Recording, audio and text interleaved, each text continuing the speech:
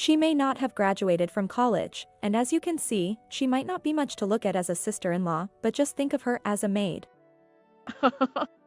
Incredibly, my sister-in-law introduced me like this to her friend. So, after being called a high school grad by my sister-in-law, now I've been nicknamed a maid. I lowered my gaze to the floor.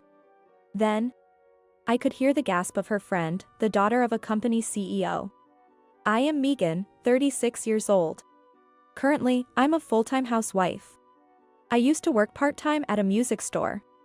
That's where I met my husband, Tyler, who was a customer. That connection led to our marriage, and now we have a 2-year-old daughter, Amy. My husband runs an IT company with his father. My father-in-law and mother-in-law, Tom and Susan, are lovely people, and we live together. They treat me very well, and despite being part of a wonderful family, there's one problematic person.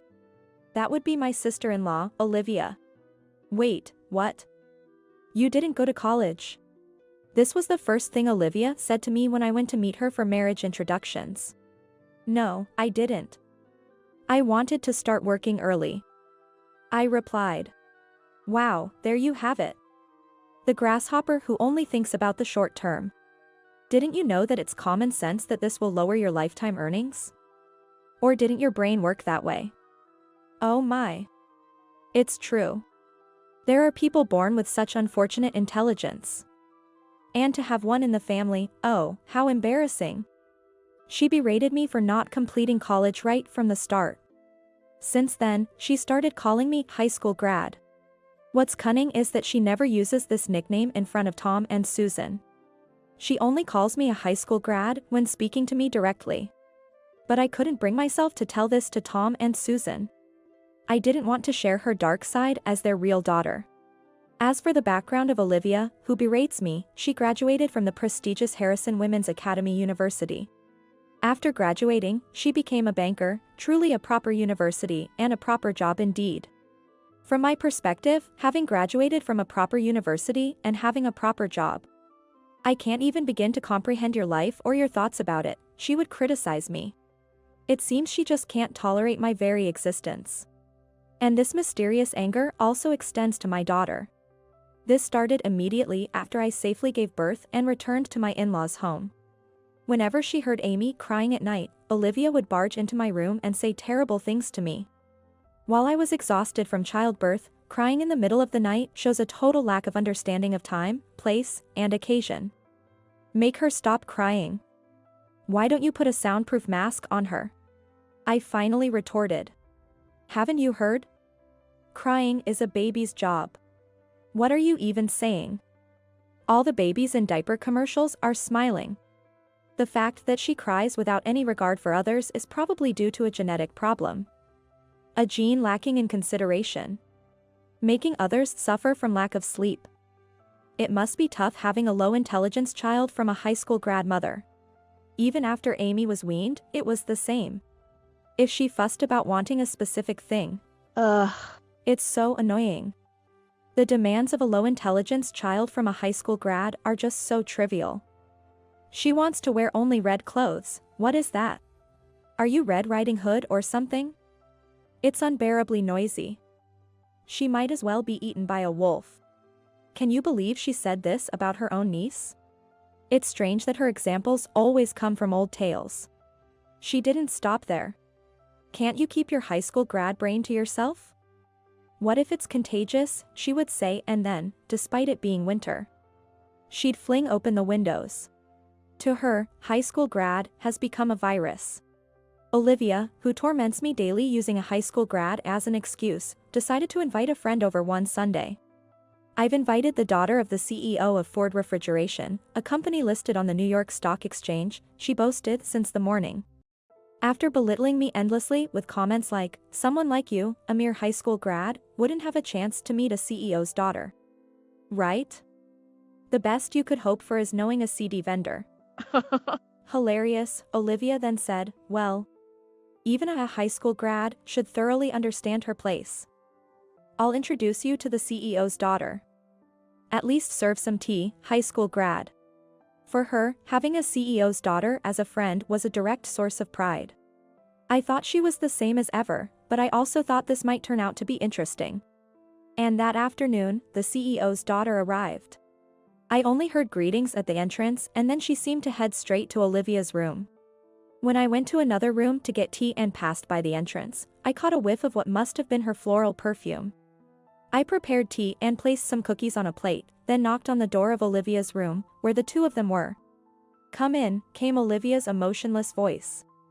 I announced, "I've brought some tea," as I set down the tea and cookies on the table. While doing so, I could sense Emily, the CEO's daughter, smiling in acknowledgement. Similarly, I could feel Olivia sitting back arrogantly, watching every move of mine with disdain. Then she said, to the CEO's daughter, "You thought she was just a maid, didn't you? This woman. Actually, she's my sister-in-law." Well, I really hesitate to even call her that and honestly don't want to think of her as family. Sorry for the unpleasant sight. She hasn't graduated from college, as you can see, an unsightly sister-in-law, but just think of her as a maid. As she made an introduction that wasn't quite an introduction. After high school grad, now I'm a maid. How she looks down on me. But I raised my face. And then I said to the CEO's daughter, "Emily, it's been a while." "What?" "Megan." The CEO's daughter, Emily, was surprised and confirmed my name. This was bound to happen. Olivia's voice flipped. "You know each other." Emily responded to her. "Know each other?" "She's my benefactor." The CEO's daughter, Emily. I nodded in affirmation and then told Olivia. I thought it might be her when I heard Ford refrigeration. So, I came to serve tea as told, thinking of showing your true colors to Emily. An important acquaintance of mine. But really, it's been so long. You were still in middle school when we last met. And now you've grown so beautiful. Emily looked at me nostalgically and her cheeks flushed pink, but then her face turned pale. You said, this woman, my benefactor. A maid. Originally pale, Emily's lips turned completely white. Trembling, she muttered with suppressed anger, "That's too cruel, far too cruel." "What do you mean?" Those trembling lips then directed a question at Olivia. "You're mistaken, right? Emily. This person is just a high school grad. It's strange enough that you know her. Let alone her being your benefactor." With a strained smile, Olivia screamed. It seemed as if she was desperately trying to salvage the situation but ended up pushing some strange switch in her mind. The next words were even more disparaging of me. This woman is really brainless. Because she's just a high school grad. Even her child cries all the time. Perhaps regaining her composure, Emily then asked. Wait, the child I saw in the hallway earlier with a stuffed toy. Isn't it normal for a child that age to cry? You were the same. Weren't you? And you're saying all these terrible things just because Megan is a high school grad? After saying this, Emily took a deep breath. The reason I'm working in a job where I use French now is all thanks to this teacher. What? Olivia's eyes widened in disbelief. What? Impossible. There's no way this a high school grad and you have anything in common. This woman. She's just a former music store part-timer. You look down on her just because of those two things? Her job and being a high school grad? Emily's voice was cold. Wow. Olivia let out a sound like a squashed frog. You don't know anything about her though she's family of yours. This person, she has so much more to her. Emily, what are you talking about? A high school grad's life is just high school graduation, right? Anything after that is just music store clerk, right? At this point, I, the topic of their conversation, understood best that their conversation was not aligning. I steeled myself. I took a breath, and then I addressed Emily. It's been a while, how have you been? I asked Emily in French. She smiled brightly. Indeed, it's such a delight to see you here. After that, Emily and I continued our conversation in French for about 20 minutes. During this time, Olivia didn't interject. She just kept repeating incoherent sounds like as if they were her only contributions. After about 20 minutes, which seemed like it could go on longer, Olivia finally interjected. "What's going on here?" I immediately challenged her. "Feel free to join our conversation in French." "But, a high school grad." "High school grad, so what?"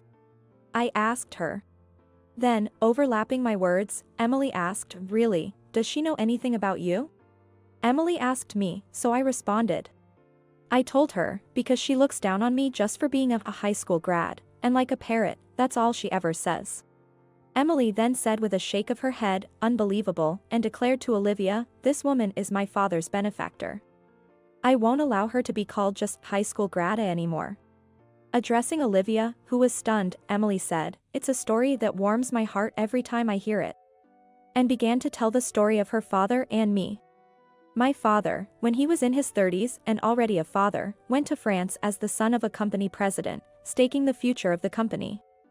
But back then, even though he's now a dignified figure, he struggled with speaking French. Amidst the pressure and homesickness, he felt his spirit breaking. Then, one day, he stopped by a bar. And there, he met Megan. I added a bit to the story. Just as you said, not thinking ahead was correct. At that time, I wanted to be an internationally recognized musician. Right after high school, I took only one suitcase and flew to France. To avoid regrets later. I want to do what I desire now. I thought about doing things I couldn't do when I thought about the future. And so, I was singing in a bar at night to earn money. That's where I met Emily's father, sitting alone, tears in his eyes, holding a glass of alcohol. I often met people like that in that country.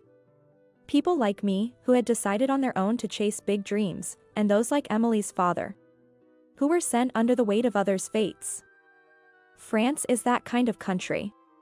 And it's a country where many are overwhelmed and crushed by that lonely sea. Emily continued. And then, Megan sang to my father. The famous "A Stand By Me" changed to "A Stand By You." My father never forgot about that night. Even though he was lonely, a young American girl he met there sang for him. He felt like he wasn't alone. He talked a lot with Megan that night. He was inspired by her courage to move to France with just one suitcase. And even though she didn't speak French well, she learned by listening to songs and speaking French more enjoyably. After that, they kept in touch as friends for 15 years, and even now, they still exchange Christmas cards. Well, I returned to America after my dreams didn't work out. But I wanted to stay connected to music, so I worked at a music store. I interjected, somewhat embarrassed. But I think it's very much like Megan to continue wanting to be involved with music. Emily said, smiling at my interjection, and continued. So, when I started middle school and struggled with French right away, saying, "I can't understand French, it's not fun," my father said. "I know someone who can make French fun, I'll introduce her to you as a tutor." And that person was Megan, who had returned to America. She played lots of French songs for me, teaching me easy to understand songs. It was fun to hear French through songs, making me want to know more. Edith Piaf's La Vie en Rose, Jacques Brel's Ne me quitte pas, they are still the foundation for me. To think such a benefactor to my father and me, to dismiss her just as a high school grad, really. After pausing for a moment, Emily spoke again. Turning to Olivia, she spat out, "I despise it." "What?" Olivia trembled at her words. Wait a minute, Emily. No, waits. Emily was resolute. But, you're in trouble now, aren't you? Emily's tone was cold. You got your job by saying, "I'm friends with Emily," didn't you? What? This was my turn to be surprised. But Emily couldn't stop anymore. Olivia looked at Emily with pleading eyes. That's right, so. Not just that's right, is it? Emily's gaze was cold. And then Emily continued speaking. Also, you went to Ashwood Girls Academy on an escalator system, right? That's fine. But while everyone was acquiring qualifications and improving themselves, you did nothing. All you ever said was, "I'm a Ashwood thoroughbred from kindergarten." When I heard this, it all made sense. Sighing, I picked up where Emily left off. It's true what they say, those who have the least often disparage others the most. You've been calling me a high school grad and unfortunate intelligence, but I can't think of anyone more unfortunate than you. Having been looked down upon by me, Olivia bit her lip in frustration. But it seemed she couldn't stand being told off by me. But, you didn't study either, did you? She barked at me again, unwilling to let go. It seems she can't rest until she feels superior. Megan has a DALF C2 proficiency certificate, you know? Emily chimed in from the side. What? Olivia almost fell off her chair in shock. It reminded me of an old talk show with newlyweds, where the host would fall off his chair. However, the chair Olivia was sitting on wasn't the kind that collapses. Initially, my mother opposed having Megan as a tutor, saying, if she's going to tutor my daughter, she needs proper qualifications. So, Megan quickly got the certificate, Emily explained. Well, I mean, since I was already conversing locally, it's not something I can boast about having achieved, I said, scratching my head. Emily then told me, it's an amazing accomplishment, before turning to Olivia, who was slumped on the floor. Megan actually acquired it. It's wrong for a have-not to mock and belittle others as uneducated. It was the happiest thing to reunite with my teacher, Emily continued. Then she started getting ready to leave. Our connection ends here. I'll be telling my father about what happened today. Olivia crawled up from the floor and slinked over to Emily's knees. Wait, Emily, that's... Emily shook her off. Sorry, but I no longer have any obligation to stay silent. You'll enjoy the boomerang effect when this story reaches the bank branch manager too. Tyler rushed up the stairs, knocking on the door, alarmed by the noise. What happened? Did something break? I opened the door. He entered but was speechless at the sight of Olivia crawling on the floor. What are you doing? He asked in disbelief. Tyler, speechless at the scene, asked a question. At this point, there was no use in hiding anything anymore. I told him about being treated as a high school grad, the subsequent bullying of my daughter, and how everything came to light with the arrival of Emily, my former student and the CEO's daughter. Tyler was silent throughout, then said, crying is normal for children, echoing Emily's sentiment. I fell in love with Megan for her vast knowledge gained from living abroad. Haven't you ever talked to her? You'd realize her wisdom if you had a slight conversation.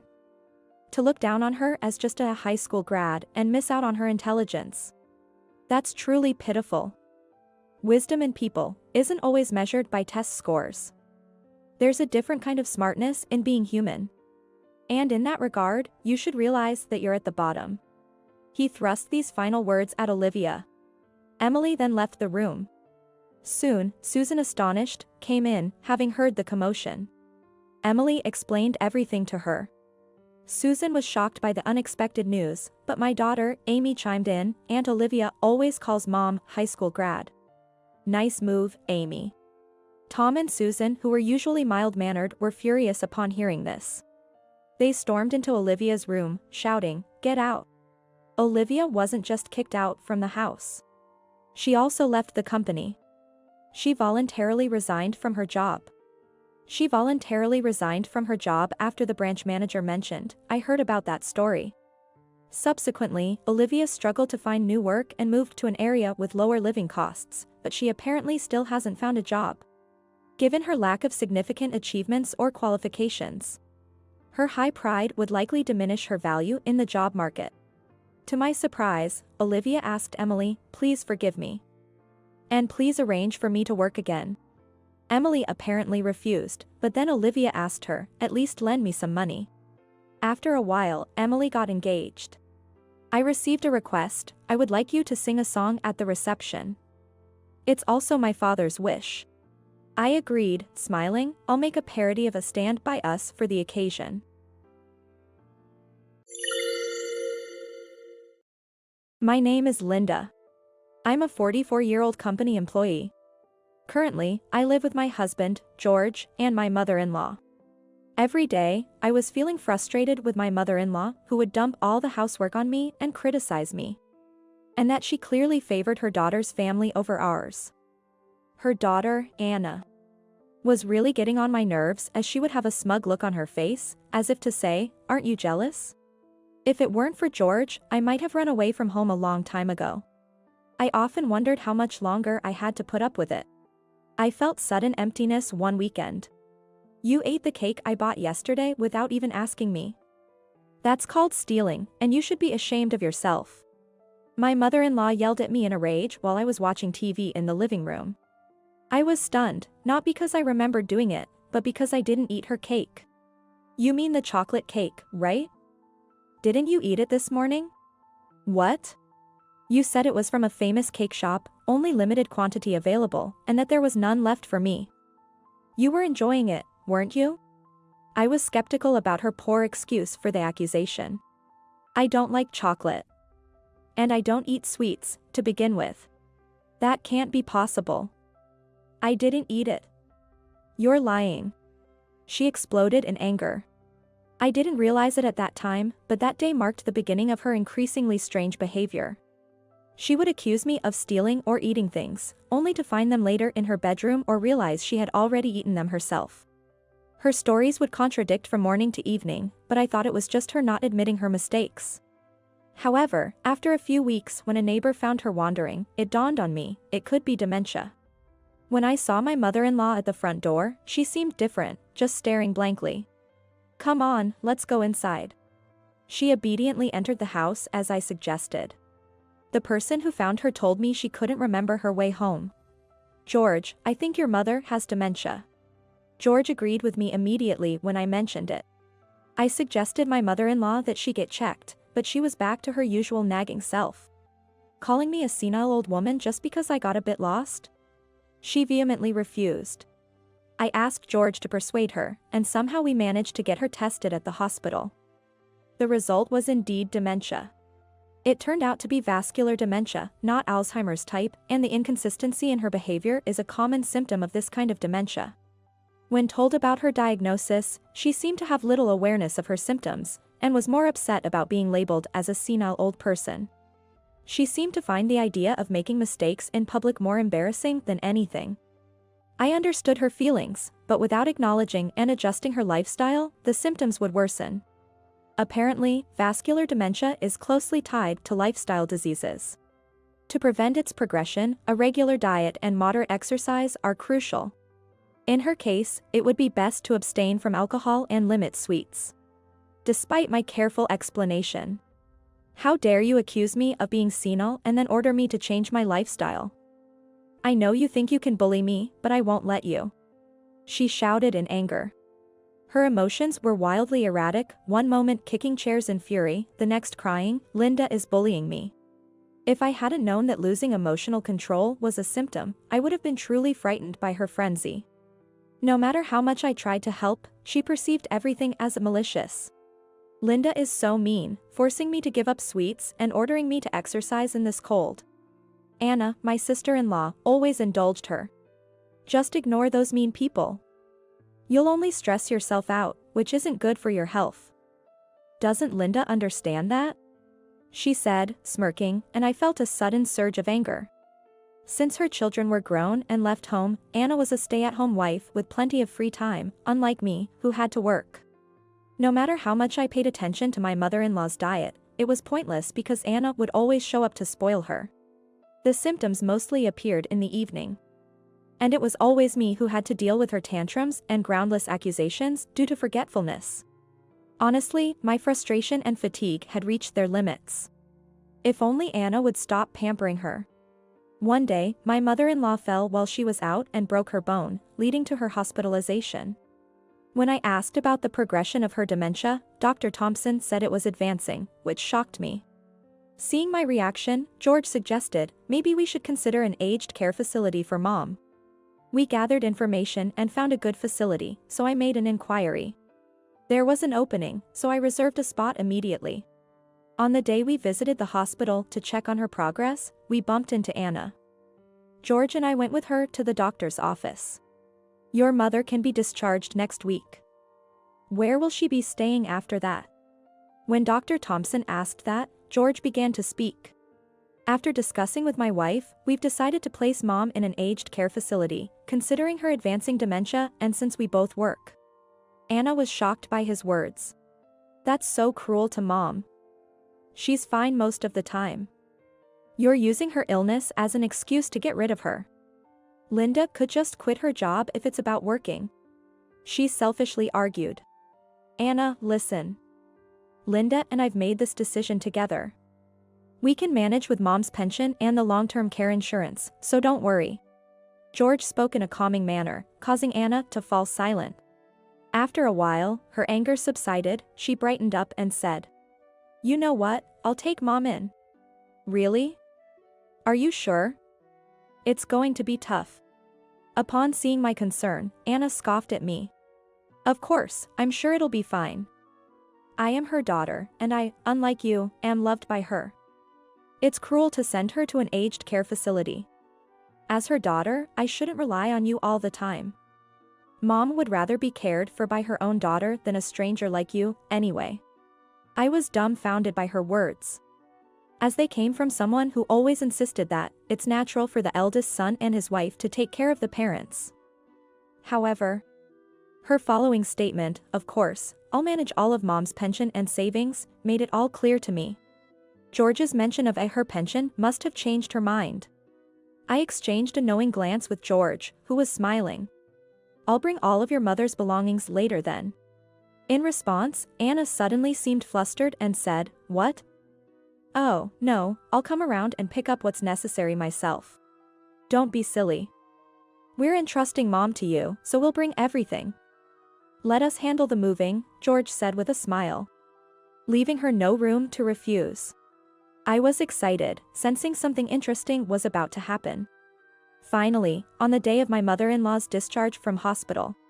Around noon. Just got her from the hospital. Oh, Mom seemed so happy to be at my place. Finally free from someone's bullying. Anna gleefully reported over the phone, dripping with sarcasm. I had so much to say, but it would sound like sour grapes. I bit my tongue and hung up the phone. The second call I received from Anna was the next morning at 10 a.m. I had ignored her frantic calls since the previous evening and finally answered at this time. Hello? As soon as I answered, what's going on with Mom? Suddenly flipping furniture, making a mess during meals, crying when scolded. And knocking on all the doors all night. I couldn't get any sleep last night, she complained. What's wrong with that? I didn't expect her sudden change in behavior. She probably didn't know about the variability in her mother's symptoms. But you, unlike me, are loved by her, so I'm sure you'll manage. Be careful, she might wander off at night and get lost, which can be dangerous. What? If she buys sweets, she'll accuse you of stealing them even though she ate them herself. But you can handle it, right? I knew she remembered her own words. Anna fell silent on the other end of the phone. Hey, Linda, maybe. She started to say in a sweet tone, probably up to no good. Everything I've done for your mother so far was considered to be mean, so I don't want to deal with her anymore. Please. Let her do whatever she wants to do. I'll bring the rest of her belongings over the next weekend. I replied and ended the call. Later, George and I went to deliver my mother-in-law's belongings to Anna's house. She looked worn out, possibly from caregiving, but her expression was cheerful. Her husband came out of the house with her, and my mother-in-law was sitting at the entrance, looking outside. Where should we put her belongings, Anna? I asked. Anna rushed over as if jumping at the opportunity. Never mind her belongings. Where's Mom's bank book? Her glaring and unhidden real intentions made me recoil a bit. I handed her the bag containing the valuables with a wry smile. She eagerly checked the bank book like a wild animal pouncing on its prey, but... What is this? Her expression, full of anticipation, crumbled in an instant, and she began to tremble. Is there something wrong? When I feigned ignorance, Anna shoved the bank book at me. You know what's wrong. Look at this balance. Why is it so low? Well, why did you think there would be savings? Don't you remember boasting about your mother buying a lot of things for you? Haven't you two been on trips together? Where did you think the travel expenses came from? The money my mother-in-law had been spending over the years was all from her savings. Realizing this, Anna slammed the bankbook to the floor. Anna, in a hysterical outburst, exclaimed, "I never should have taken it in." Pointing at her mother and referring to her as it, her mother couldn't hide her shock and turned pale. "If she has no money, she's nothing but a nuisance." Crying, getting angry, "That's not what my mom used to be.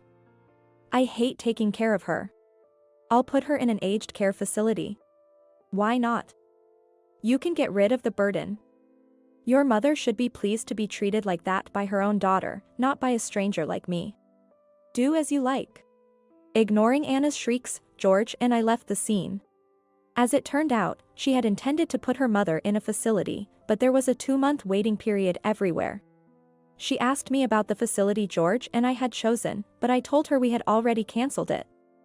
She seemed desperate. Since neither George nor I offered any help, Anna could only rely on her husband. However, he apparently grew tired of her constant yelling and her pushing the caregiving onto him, as well as her mother's lack of gratitude for being cared for. Within less than a month, he divorced her and left. Anna's son, living separately, seemed to have abandoned her, seeing it as self-inflicted. Exhausted from caregiving, Anna was left to live a lonely life. I don't feel sorry for her. It was just the price for always having the best of everything.